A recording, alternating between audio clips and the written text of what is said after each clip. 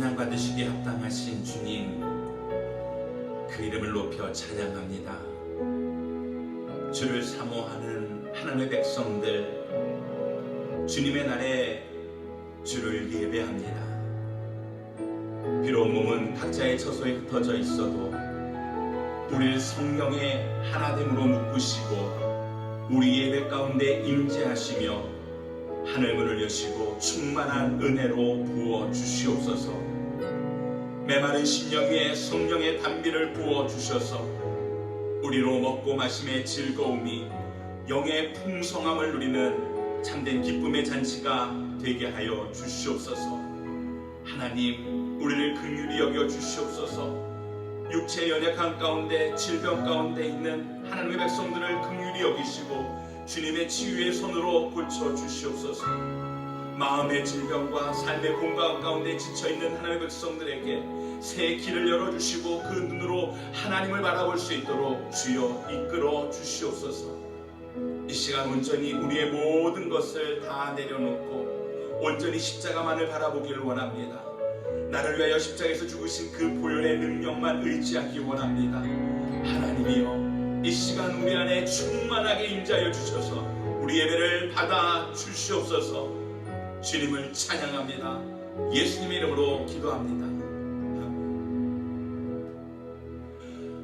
내 주의 보혈을 정하고 정하다 내 죄를 정케 하신 주 날 보라 하신다. 내가 주께로 지금 가오니 십자가의 보혈로 날 씻어 주소서. 약하고 주외로 주께로 나가며 힘 주시고 내 주함을 고시 서 주시네. 내가 주께로 지금 가오니 십자가의 보혈로 날 씻어 주소서. 날 보라 하심은 온전한 믿음과 또 사랑과 평안함 다 주려 합니다. 내가 주께로 지금 가오니 십자가의 보혈로 날 씻어 주소서. 큰 죄인 못 받아 살기를 얻었네. 한없이 넓고 큰 은혜 베풀어 주소서. 내가 주께로 지금 가오니 십자가의 보혈로 날 씻어 주소서. 그 피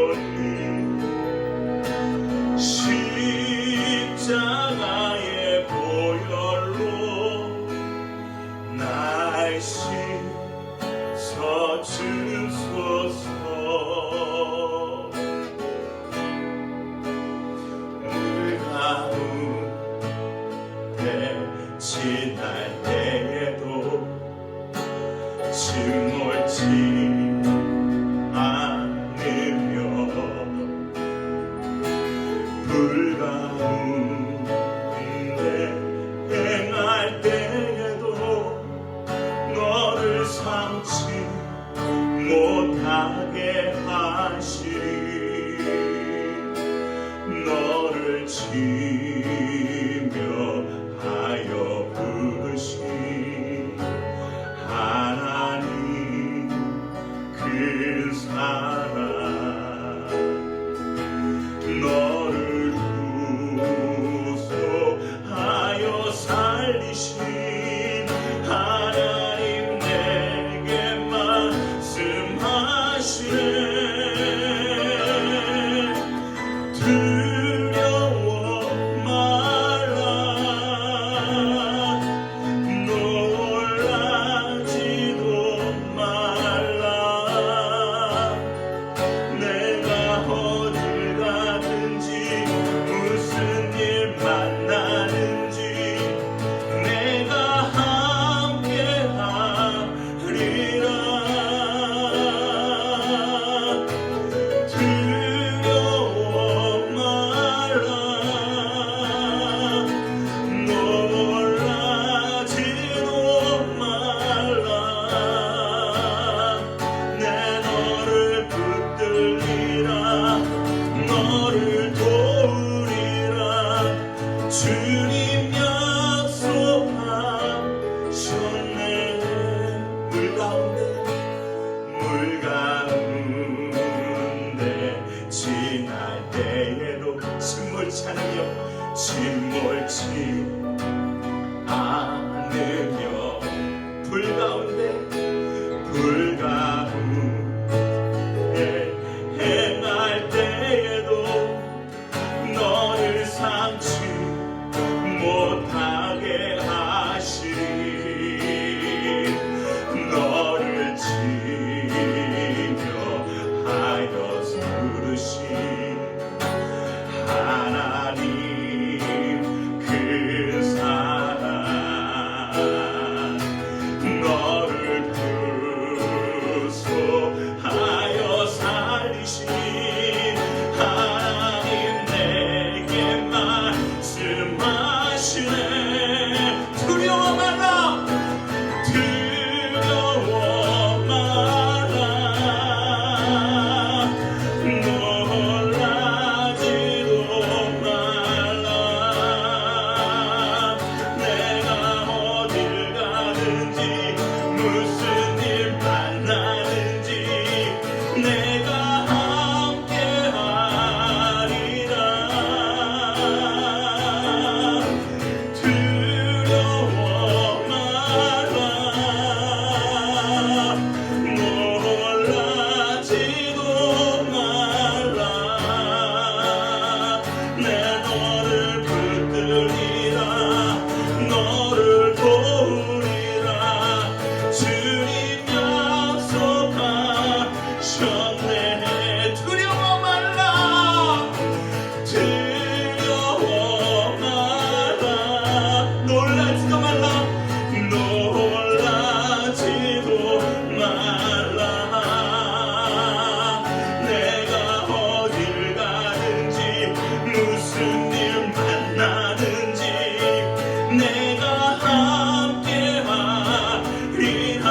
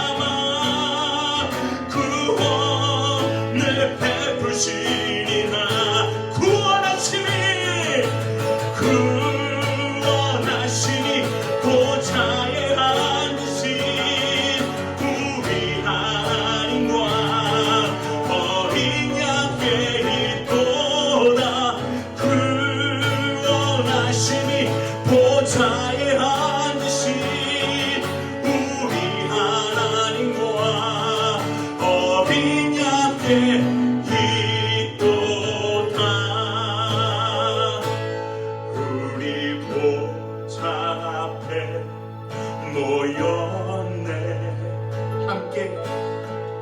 함께 주를 찬양하며 하나님의 사랑 그 아들 주셨네. 그의 피로 우리 구원받았네. 십자가에서 쏟으신 그 사랑 강같이 온 땅에 흘러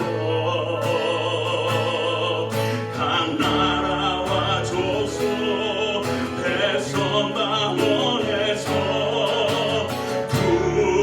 구원받고 주 경배드리네. 구원하시니 보좌에 앉으신 우리 하나님과 어린 양께 있도다. 구원하시니 보좌에 앉으신 우리 하나님과 어린 양께 있도. 구원하시니 보좌에 앉으신 우리 하나님과 어린 양께 있도다. 구원하시니 보좌에 앉으신 우리 하나님과 어린 양께 있도다.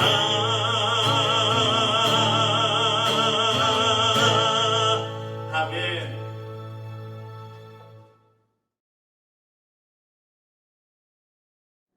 우리들의 모든 기도를 들으시는 주님을 찬양합니다. 한 주 동안도 주의 은혜 가운데 함께 계시는 코람데오의 주님을 느끼며 지냈습니다. 세상이 어두워져감을 보면서 애가타 기도했었습니다. 주님, 이번 주는 특별히 미국의 대선이 있는 주간입니다. 미국의 대통령의 선출은 미국뿐만 아니라 전 세계적으로도 중대사입니다. 주님의 사람이었으면 좋겠습니다. 무슨 일에든지 하나님을 생각할 수 있는 사람이면 좋겠습니다. 신앙의 양심이 있는 자이면 좋겠습니다. 말씀을 아는 자이면 좋겠습니다. 부통령을 비롯한 국무위원들도 주님을 아는 사람이면 좋겠습니다. 우리의 자손들이 살아가야 할 이 땅이 거룩한 땅으로 변해가면 좋겠습니다. 기도하는 자들이 일어나고 학교에서는 성경이 읽혀졌으면 좋겠습니다. 주님, 그러나 미국을 다스리는 왕은 주님이십니다. 누가 대통령이 되든지 그분은 주께 쓰임받는 사람일 뿐입니다. 그분을 주님의 종으로 축복합니다. 주님, 전 세계적으로 코로나의 위협과 산불, 녹는 빙하, 폭풍, 지진 등의 자연재해, 재난, 그리고 점점 수렁으로 빠져드는 경제위기는 도처에서 회복이 어렵다고 진단하고 있습니다. 더 큰 위기에 빠진 아시아와 아프리카, 남미 등지의 나라들은 갈 바를 알지 못하고 배고픈 아이들이 늘어만 갑니다. 프랑스에서는 모슬렘의 테러로 희생자가 생겨 모슬렘과의 갈등에 불을 당겼습니다. 우리의 조국 대한민국도 계파의 갈등으로 어려움을 겪습니다. 북한의 핵무기는 점차 더 강해지고 미국을 위협하는 수준이 되었습니다. 주님께 이와 같은 어두운 상황과 환경들을 놓고 하소연합니다. 이때 저희 성도들은 어떻게 해야 합니까? 저희 교회는 무엇을 해야 합니까? 이제 마지막 때를 사는 것 같습니다. 이젠 준비의 때입니다. 기도하고 말씀 읽는 것, 나누며 살아야 하는 것을 날마다의 삶에서 놓치지 말고 실천해야 합니다. 서로가 이를 권명케 하시고 함께 전진하게 하옵소서. IT의 유경민 선교사님, 이디오피아의 전상훈 선교사님, 한국에 계신 하신주 선교사님을 기억하시고 사역에 부족함 없이 채우시며 은혜와 능력을 더하여 주옵소서. 워싱턴 온누리교회 박용진 담임 목사님과 사모님의 건강을 회복하시고 인도하시며 교회 사역에 힘 주시옵소서. 김한중 목사님, 장재원 목사님, 피러면 목사님의 사역에 기름 부으시며 열정이 불타오르게 하옵소서. 모든 교회의 사역들이 다시 한번 힘을 내게 하옵시며 자리를 잘 찾게 하여 주시옵소서. 지금은 예배의 시간입니다. 최선을 다해 드려지는 예배를 기뻐 받으실 줄 믿습니다. 오직 주님만 생각하게 하여 주시옵소서. 주님의 나타나심을 기다립니다. 이 모든 말씀 우리 주 예수 그리스도의 이름으로 기도합니다. 아멘.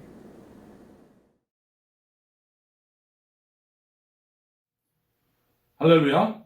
오늘 은혜를 나눈 하나님의 말씀은 예레미야서 48장 7절 그리고 11절부터 13절까지의 말씀입니다.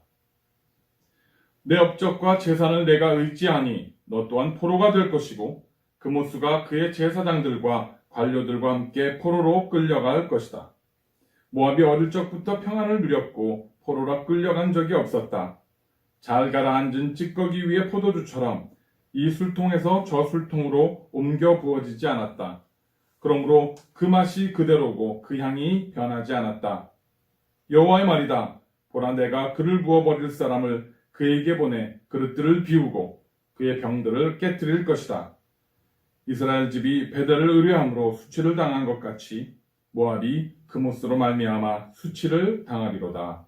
아멘. 성경에는 이스라엘을 둘러싼 많은 왕국과 그러한 여러 민족들이 등장을 합니다. 오늘 본문은 그 중에서 모압 족속에 대한 기록입니다. 성경에서 모압이 처음 등장하는 것은 창세기 37장에서 아브라함의 조카 롯의 큰딸이 롯으로부터 낳은 아들의 이름으로 등장을 합니다. 롯의 두 딸은 소돔과 고모라 사건 이후에 세상에 자신의 남편이 될 사람이 없다라는 것을 그렇게 생각을 하고 아버지에게 술을 마시게 한 다음에 동침해서 아들을 낳게 됩니다. 그렇게 낳은 아들의 이름이 바로 모압과 암몬입니다. 이렇게 태어난 모압은 요단강 동편 사해에 그 근처에서 거하면서 아브라함의 장자 에서에게서 난 에돔 족속들과 함께 이스라엘과 비교적 좋은 관계를 유지하면서 처음에는 그렇게 지내게 됩니다. 하지만 하나님께서 주신 풍요를 그렇게 누리면서도 영적으로는 점점 우상을 숭배하고 타락해 감으로 말미암아 하나님의 진노를 사서 후에 로마 제국에 의해서 멸망을 당하게 됩니다. 아브라함의 장자인 에서의 족속 에돔, 그리고 아브라함 조카 롯의 자손인 모압과 암몬 족속, 그리고 이스라엘 족속들은 다 한 조상으로부터 그렇게 태어난 자손들이지만 그들의 역사와 최후는 크게 달라졌습니다. 왜 그렇게 되었을까요? 무엇이 그들의 운명을 그렇게 가르게 된 것일까요?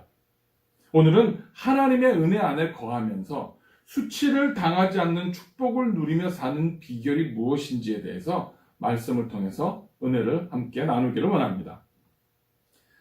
대부분의 사람들은 풍요하게 큰 문제와 사고 없이 그저 풍요롭고 평탄하게 사는 것이 큰 축복이다라고 생각을 합니다.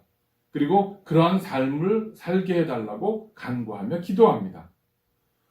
맞습니다.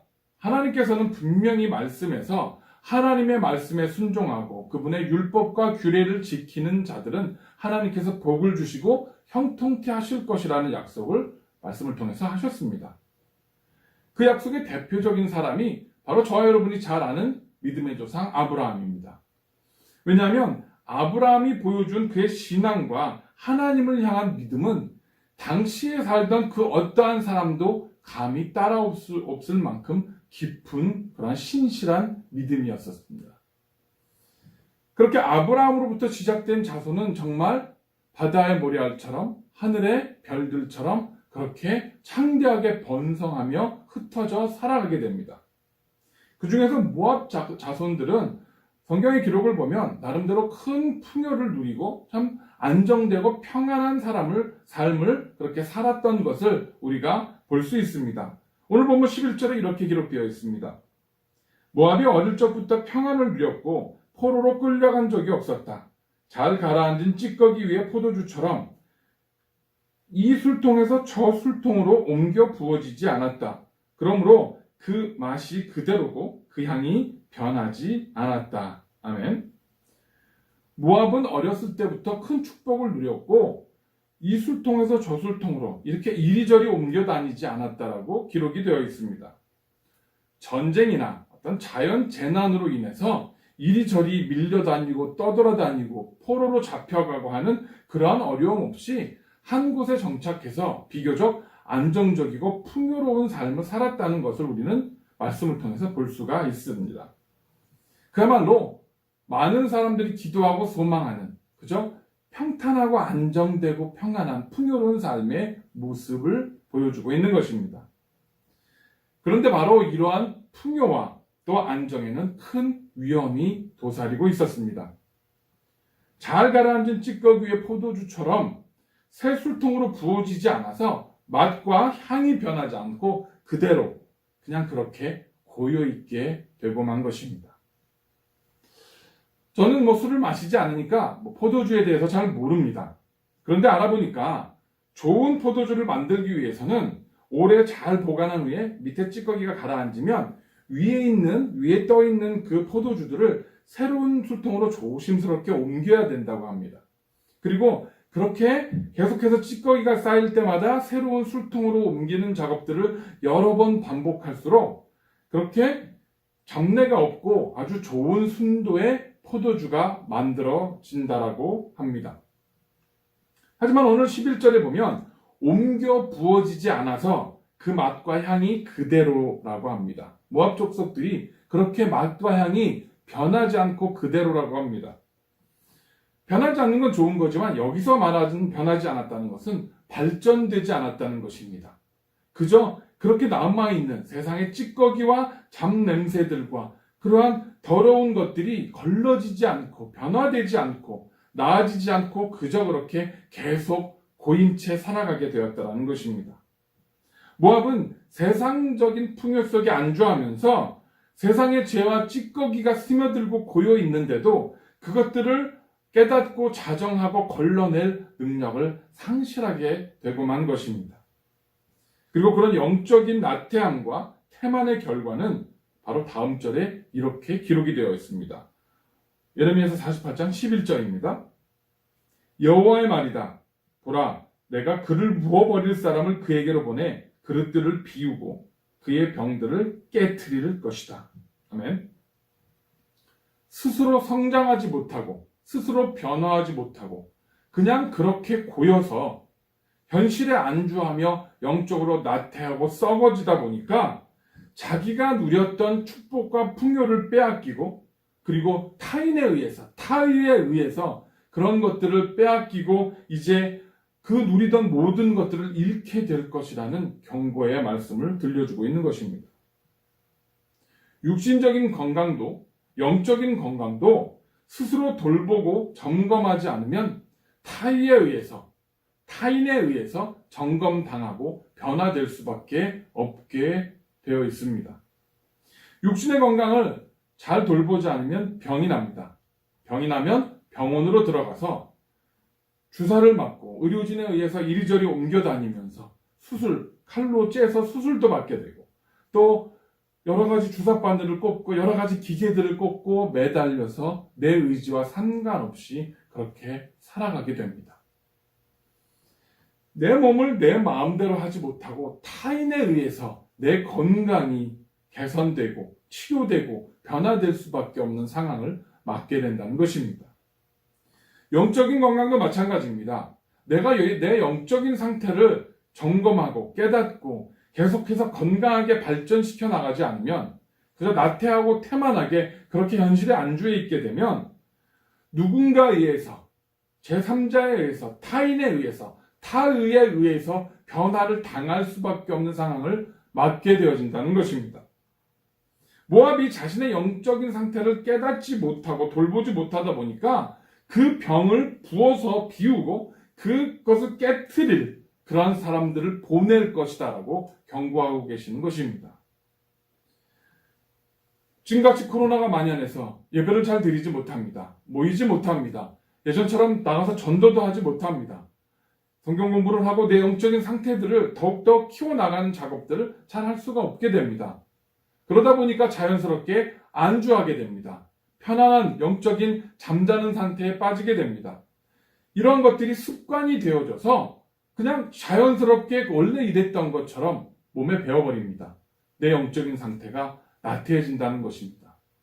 이때 우리가 깨닫고 우리 스스로를 변화시키지 않으면 우리는 우리의 영적인 상태들이 코로나를 비록 핑계를 대고 있을지라도 우리의 영적인 상태들이 타인에 의해서, 타의에 의해서 변화될 수밖에 없는 상황을 맞게 될 수 있다는 것입니다. 모압의 영적인 타락은 하나님이 아니라 우상인 그모스를 자신의 풍요와 자신의 축복의 근원으로 생각하고 하나님을 무시하고 그를 섬기고 경배했기 때문에 시작이 되었습니다. 오늘 본문 예레미야서 48장 13절에 이렇게 기록되어 있습니다.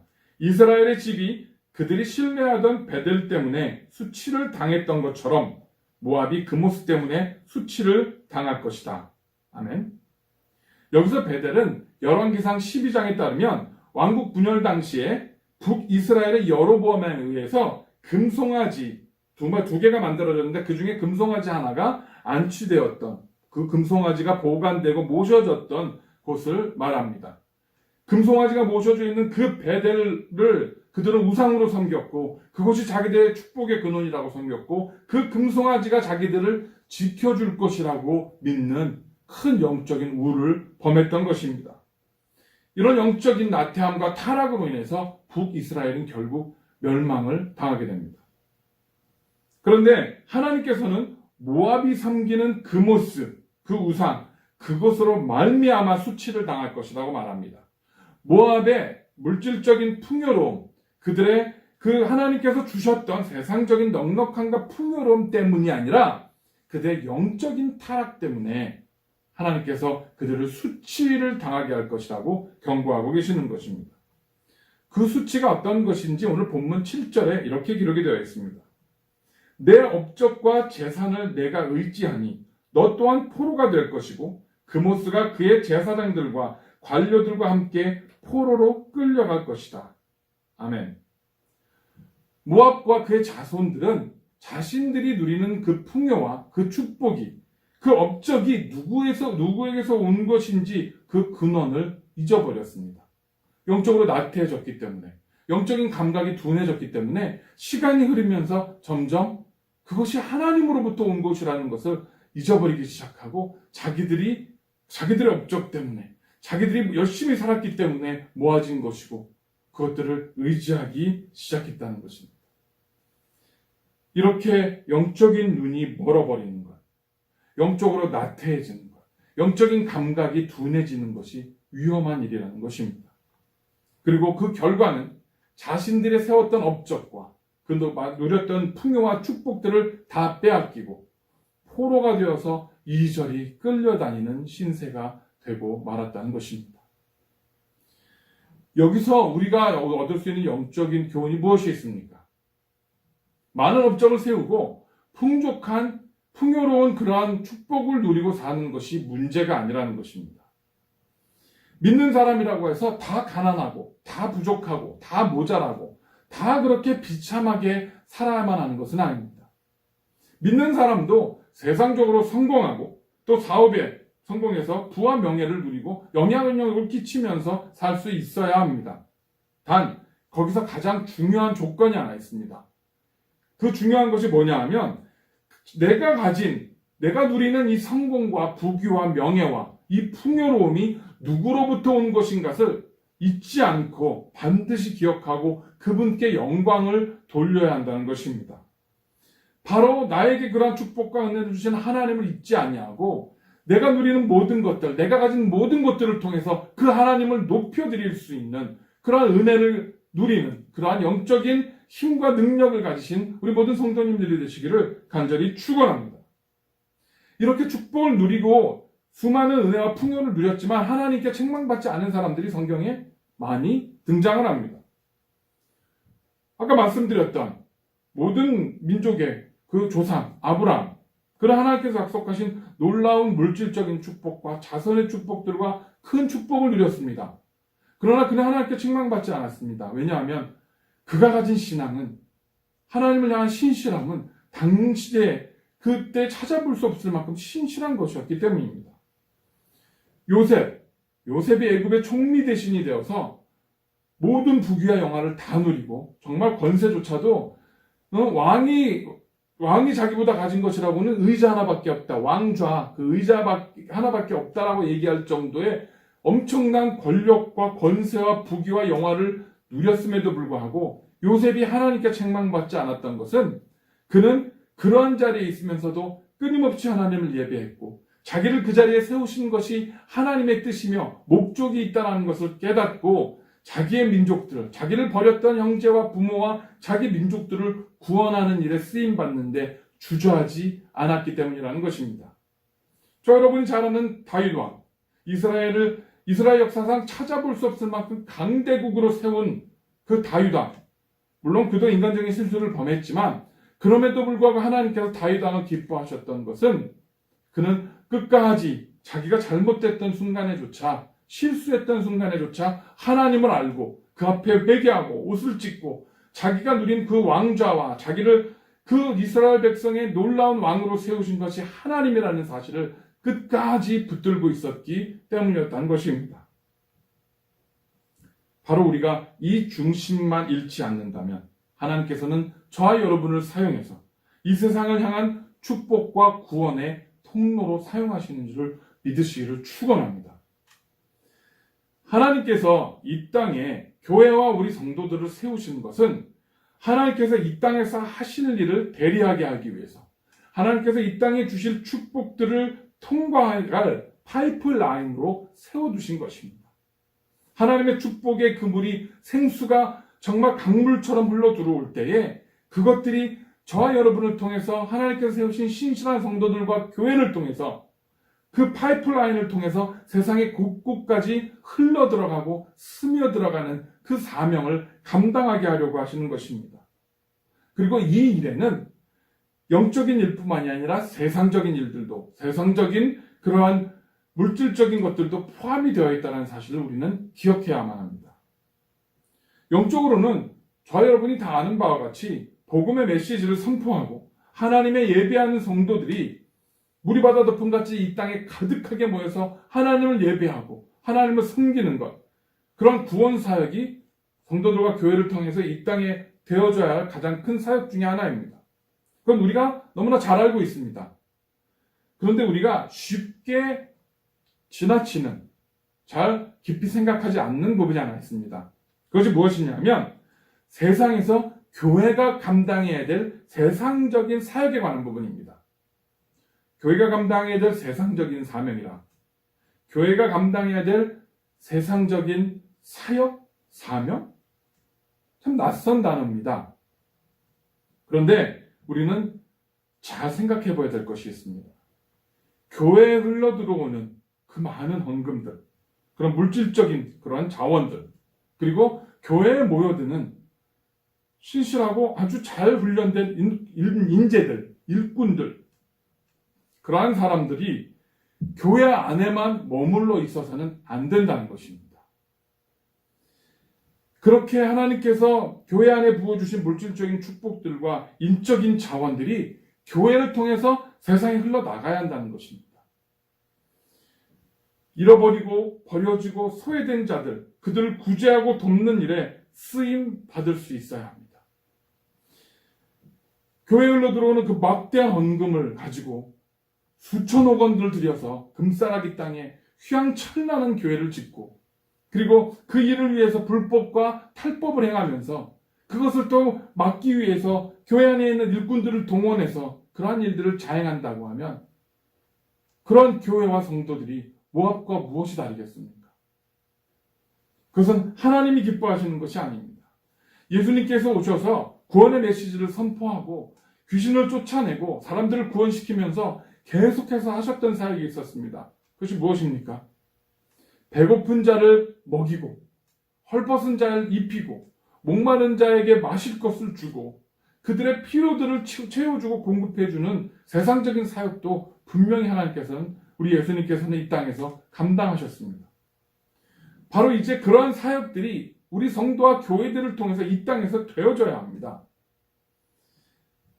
효과적인 사역을 위해서 필요한 만큼의 건축 필요합니다.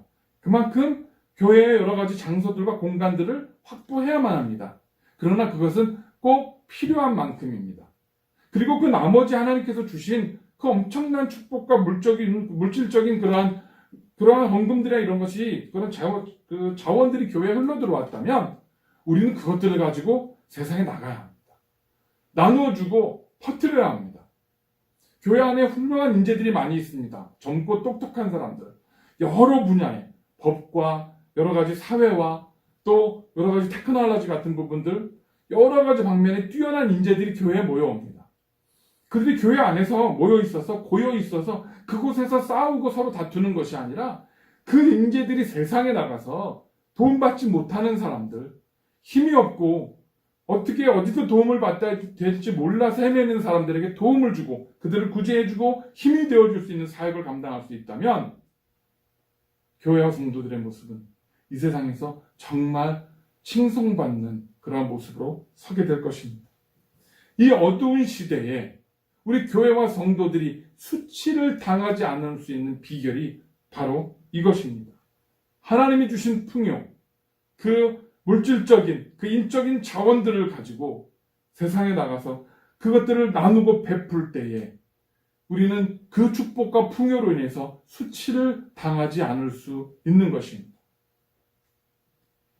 이렇게 나의 축복과 은혜가 하나님으로부터 말미암은 것이라는 그 사실을 기억하고 끊임없이 하나님께 영광 돌리고 그리고 하나님께 쓰임받을 수 있는 우리 교회와 우리 사랑하는 성도님들이 되시기를 간절히 축원합니다. 말씀을 넣겠습니다. 이번에 제 아내가 강남 세브란스 병원에 입원해서 치료를 받았습니다. 다른 것은 몰라도 세브란스 병원에 있으면서 좋았던 것은 곳곳에 붙어있는 성경 구절들, 심지어 엘리베이터 안에도 성경 구절이 이렇게 스크린에 뜹니다. 그리고 24시간 교회 안에서 잔잔하게, 그 병원 안에서 24시간 병원 안에서 이렇게 잔잔하게 흐르는 찬송가와 찬송들이었습니다. 밤늦은 시간에, 병원이 전체가 잠든 시간에 고요하게 들리는 찬양과 찬송가들이 육신의 병과 여러 가지 상황들에 지친 그러한 환자들과 보호자들의 영혼에 큰 위로가 되는 것을 느낄 수 있었습니다. 아내가 입원해 있는 동안 저도 아내를 돌보기 위해서 같이 병원에 있었습니다. 그 건물을 이렇게 돌아다니다가 세브란스 병원의 그 역사가 이렇게 기록되어 있는 그런 전시물들을 볼 기회가 있었습니다.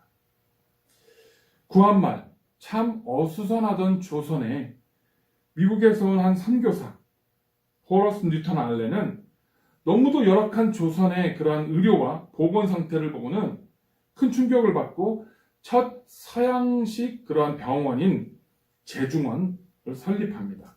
그런데 재원이 없으니까 너무나 작고 초라한, 정말 병원이라고 하기엔 너무나 말도 안 되는 그런 작은 곳을 병원으로 삼고 제중원이라는 그런 병원을 시작을 합니다.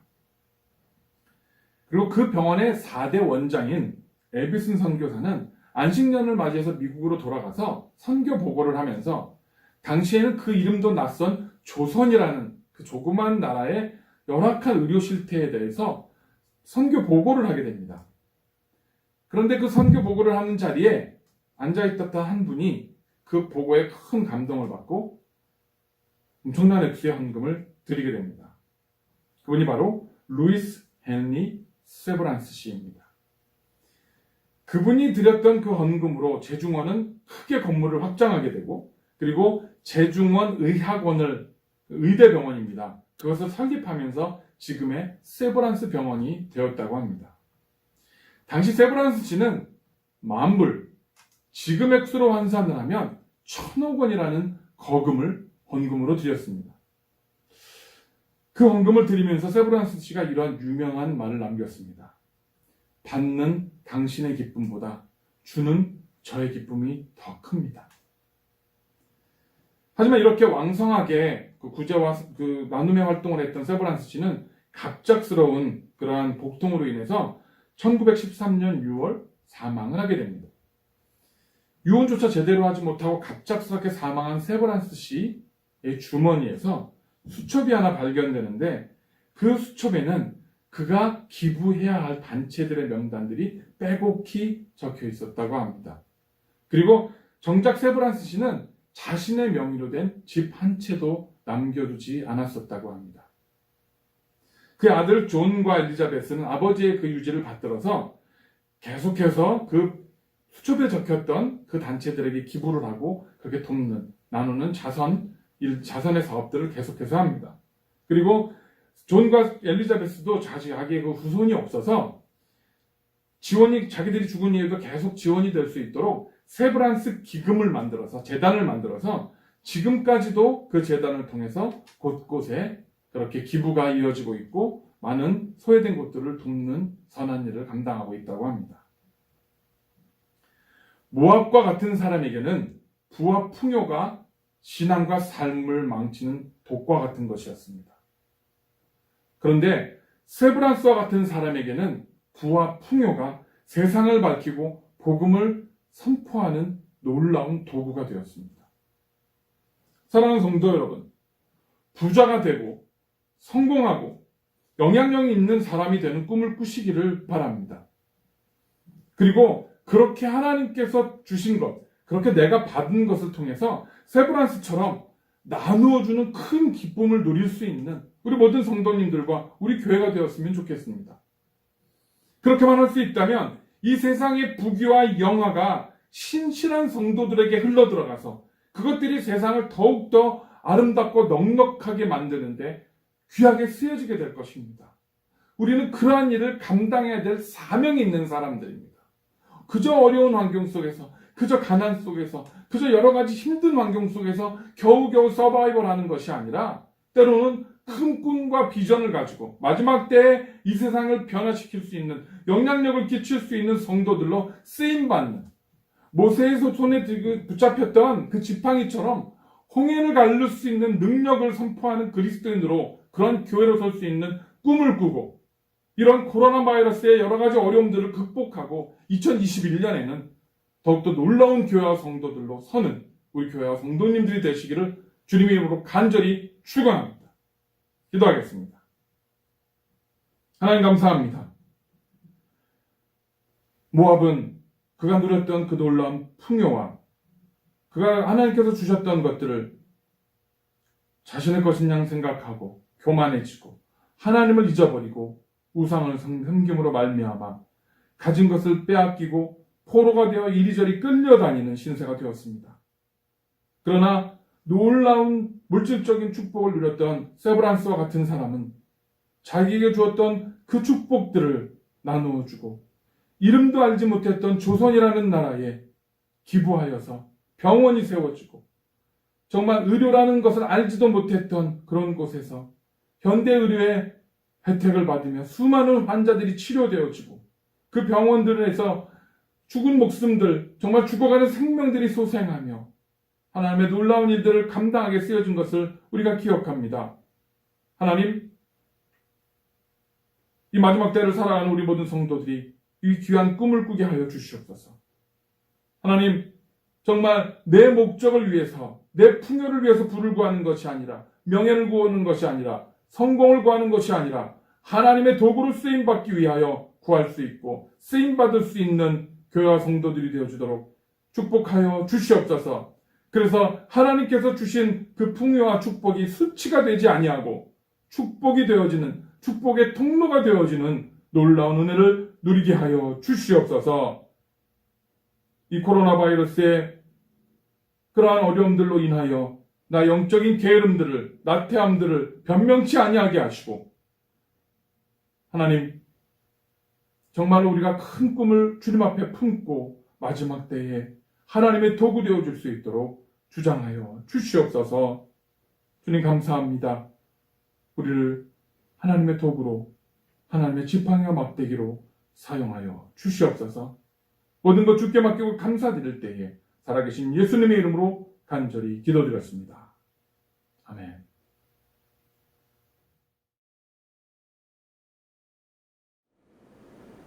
광고 시간입니다. 날씨가 많이 추워졌습니다.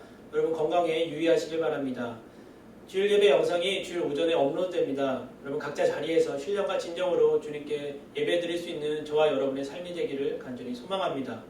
토요일 새벽 예배가 진행 중에 있습니다. 토요일 아침 7시에 교회에서 진행하고 있습니다. 여러분 시간이 되시고 환경이 되신 분들은 함께 나오셔서 함께 예배하고 기도할 수 있기를 간절히 소망합니다. 또한 저녁마다 시간을 정해놓고 9시에 기도하고 있습니다. 여러분 교회를 위해서 아프신 분들 위해서 또한 나라와 민족을 위해서 기도할 수 있기를 간절히 소망합니다. 기도하겠습니다.